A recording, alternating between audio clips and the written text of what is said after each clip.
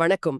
இன்னைக்கு நாம ஒரு இன்ட்ரெஸ்டிங்கான விஷயத்த கொஞ்சம் ஆழமா பார்க்க போறோம். அதாவது நம்ம கிட்ட இருக்கிற குறிப்புகள் படி கம்பெனிங்க கிட்ட இப்ப ஏகப்பட்ட டேட்டா இருக்கு. ஆனா அதுல இருந்து உண்மையா பிசினஸ்க்கு ஒரு வேல்யூ கொண்டு வரதுல தடுமாறுறாங்கன்னு தெரிய வருது.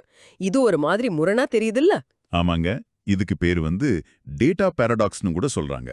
இன்னும் கவலையான விஷயம் என்னன்னா, இந்த குறிப்புகள் காட்டுற மாதிரி கிட்டத்தட்ட 60லிருந்து 80% டேட்டா ப்ராஜெக்ட்ஸ் எதிர்பார்த்த ரிசல்ட்ஸ் தர்றதில்ல.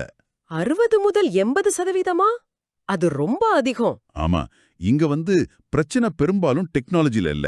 அத நாம எப்படி அப்ரோச் பண்றோம், எப்படி மேனேஜ் பண்றோம், எப்படி செயல்படுத்துறோம், அதுல தான் இருக்கு. ஓ, சரி. அப்போ இன்னைக்கு நம்ம நோக்கம் ரொம்ப தெளிவா இருக்கு.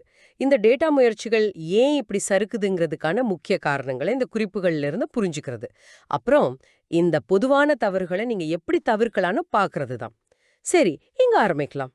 முதல்ல நிறைய ப்ராஜெக்ட்ஸ் ஃபெயில் ஆகுறதுக்கு ஒரு முக்கிய காரணம் தெளிவான அளக்கக்கூடிய ஒரு விஷன், அதாவது ஒரு விஷன் இல்லாம இருக்கிறது தான்.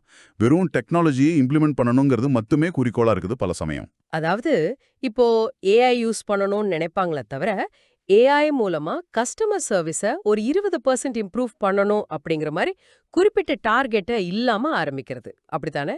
கரெக்ட்.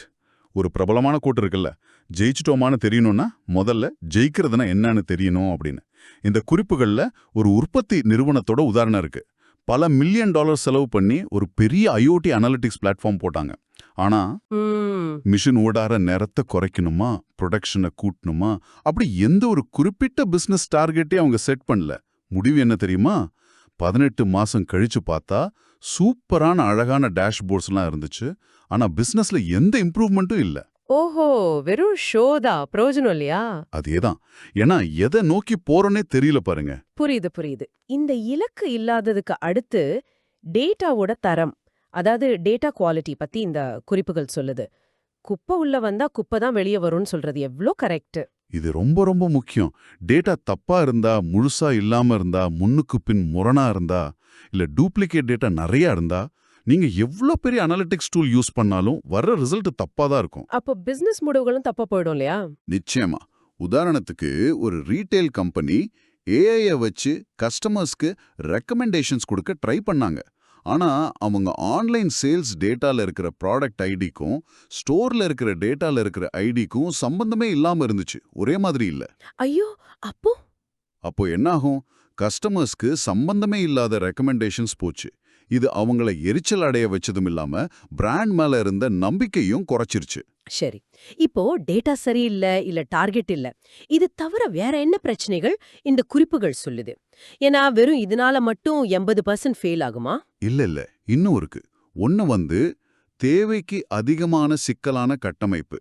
அதாவது ஓவர் காம்ப்ளிகேட்டட் ஆர்கிடெக்சர். அப்படின்னா? அதாவது ஃபியூச்சர்ல தேவைப்படும் நினைச்சுக்கிட்டு இப்போதைக்கே ரொம்பவே சிக்கலான டூல்ஸை செலக்ட் பண்றது. இதனால இன்டெகிரேட் பண்றது கஷ்டமாகும், செலவும் அதிகமாகும். ஓகே. டூல்ஸே ஒரு பிரச்சனையா மாற வாய்ப்பு இருக்கு. ஆமா. அதோட நல்ல டூல்ஸ் இருந்தா கூட அதை யூஸ் பண்ண திறமையான ஆட்கள் இல்லைன்னா ஸ்கில்ஸ் கேப். இங்க டெக்னிக்கல் ஸ்கில் மட்டும் பத்தாது, பிசினஸ் எப்படி வேலை செய்யுதுன்னு புரிஞ்சிருக்கணும். இந்த 2 திறமையுமே தேவைன்னு குறிப்புகள் சொல்லுது. சரி, டூல்ஸ் இருக்கு, ஆட்கள் இருக்காங்க. ஆனா டேட்டாவை கையாள ஒரு வரைமுறை வேணுமே. அதுதான் அடுத்த பிரச்சனை. நிர்வாக குறைபாடு. அதாவது லேக் ஆஃப் கவர்னன்ஸ். டேட்டாவை யாரு பார்க்கலாம், எப்படி யூஸ் பண்ணலாம், டேட்டாவோட தரத்தை எப்படி மெயின்டைன் பண்றது, இதுக்கெல்லாம் தெளிவான ரூல்ஸ், பொறுப்புகள் இல்லாம இருக்கிறது. இதனால என்ன ஆகும்?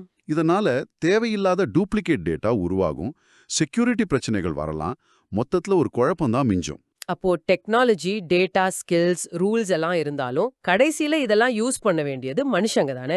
அங்கேயும் பிரச்சனை வருமா? கரெக்டா சொன்னீங்க. அதுதான் கலாச்சார எதிர்ப்பு, அதாவது cultural resistance. Correct, correct. Employees புது டூல்ஸையோ புது ப்ராசஸையோ ஏத்துக்க தயங்குறது. இது ஏன் நடக்குது? பயமா, இல்ல புரியலையா? ரெண்டுமே காரணமா இருக்கலாம். மாற்றத்தை பார்த்து பயம் இருக்கலாம், இல்ல புது சிஸ்டம் பத்தின ட்ரைனிங் இல்லாம இருக்கலாம், இல்ல அது மேல நம்பிக்கை இல்லாம கூட இருக்கலாம். இதனால எவ்வளோ நல்ல சிஸ்டம் போட்டாலும் அது யூஸ் ஆகாம போயிடும். ஆக நீங்க சொல்றத பார்த்தா இந்த காரணங்கள்லாம் தனித்தனியா இல்லாம ஒன்னோட ஒன்னு கனெக்ட் ஆகி ஒரு செயின் ரியாக்ஷன் மாதிரி வேலை செய்யுதுன்னு குறிப்புகள் சொல்ற மாதிரி இருக்கு. அது கொஞ்சம் விளக்க முடியுமா? நிச்சயமா இது ரொம்ப முக்கியமான பாயிண்ட். உதாரணத்துக்கு சரியில்லாத நிர்வாகம், அதாவது புவர் கவர்னன்ஸ் என்ன பண்ணும்? தப்பான டேட்டாவை சிஸ்டம்குள்ள அனுமதிக்கும். இந்த தரம் கம்மியான டேட்டாவை பார்த்து புது டூல்ஸ் மேலயும் அனலிட்டிக்ஸ் மேலயும் எம்ப்ளாயீஸ்க்கு நம்பிக்கை போயிடும். Low trust. சரி, நம்பிக்கை போனா அவங்க அதை யூஸ் பண்றதும் குறைஞ்சிடும். Low adoption. யூஸ் பண்ணலன்னா அதனால பிசினஸ்க்கு என்ன லாபம்னு காட்ட முடியாது. No business value. ஓஹோ. கடைசியில என்ன ஆகும்? பல மில்லியன் செலவு பண்ணி வாங்கின அந்த டெக்னாலஜி யாருமே யூஸ் பண்ணாம ஷெல்ஃப்ல தூங்கும். இதுக்கு பேர் தான் ஷெல்ஃப்வேர். அடேங்கப்பா, இது ஒரு சர்க்கிள் மாதிரி போகுதே. இந்த குறிப்புகள்ல இருக்கிற சில நம்பர்ஸ் கூட இது சொல்ற மாதிரி இருக்கு. 87% கம்பெனிங்க டேட்டா அண்ட் அனலிட்டிக்ஸ்ல இன்னும் மெச்சோர்டா இல்லையா. அப்புறம் 70% ப்ராஜெக்ட்ஸ் யூசர்ஸ் ஏத்துக்காதனால ஃபெயில் ஆகுதான். ஆமா, இந்த நம்பர்ஸ்லாம் ஒரு பெரிய வார்னிங் மாதிரி. டெக்னாலஜி மட்டும் பத்தாது, அதுக்கு ஒரு ஒழுங்கான பிசினஸ் நோக்கத்தோட சேர்ந்த ஒரு முழுமையான அப்ரோச் எவ்வளவு முக்கியம்னு இது காட்டுது. அப்போ இந்த முழு பேச்சிலையும் நாம முக்கியமா புரிஞ்சுக்க வேண்டியது என்னன்னா, டேட்டா ப்ராஜெக்ட்ஸ் ஜெயிக்கணும்னா டெக்னாலஜி மட்டும் பத்தாது. ரொம்ப தெளிவான அளக்கக்கூடிய பிசினஸ் கோல்ஸ் இருக்கணும், நல்ல நம்பகமான டேட்டா வேணும், கரெக்டான டெக்னிக்கல் பிசினஸ் ஸ்கில்ஸ் இருக்கிற ஆட்கள் வேணும், அப்புறம் ஸ்ட்ராங்கான டேட்டா கவர்னன்ஸ், கடைசியா மாற்றத்தை ஏத்துக்கிற ஒரு கம்பெனி கல்ச்சர். இது எல்லாமே சேர்ந்து இருந்தாதான் வேலைக்காகும். மிகச்சரியா சொன்னீங்க. இது எல்லாமே ஒரு சங்கிலியோட கண்ணிகள் மாதிரி. Data governance, data quality, user adoption, business கோலோட அலைன்மெண்ட், இப்படி ஒவ்வொரு கண்ணியும் ஸ்ட்ராங்கா இருக்கணும். ஒன்னு வீக்கா இருந்தாலும் மொத்த செயினும் வீக் ஆயிடும். இந்த பொதுவான பிரச்சனைகளை முதல்ல புரிஞ்சுக்கிறது தான் ஃபெயிலியரை தவிர்க்கிறதுக்கான முதல் படி, ரொம்ப முக்கியமான படி. அருமை, ரொம்ப தெளிவா இருந்துச்சு. சரி நேயர்களே, நீங்க யோசிக்கிறதுக்காக ஒரு இறுதி கேள்வி. இந்த குறிப்புகளோட அடிப்படையில உங்க சூழ்நிலையிலயோ இல்ல உங்களுக்கு தெரிஞ்ச ப்ராஜெக்ட்ஸ்லயோ டேட்டாவை உண்மையா ஒரு வேல்யூவா மாத்துறதுல இருக்கிற பெரிய தடை எதுன்னு நீங்க நினைக்கிறீங்க? அதை சரி பண்றதுக்கான முதல் படியா நீங்க எதை செய்வீங்க? யோசிச்சு பாருங்க.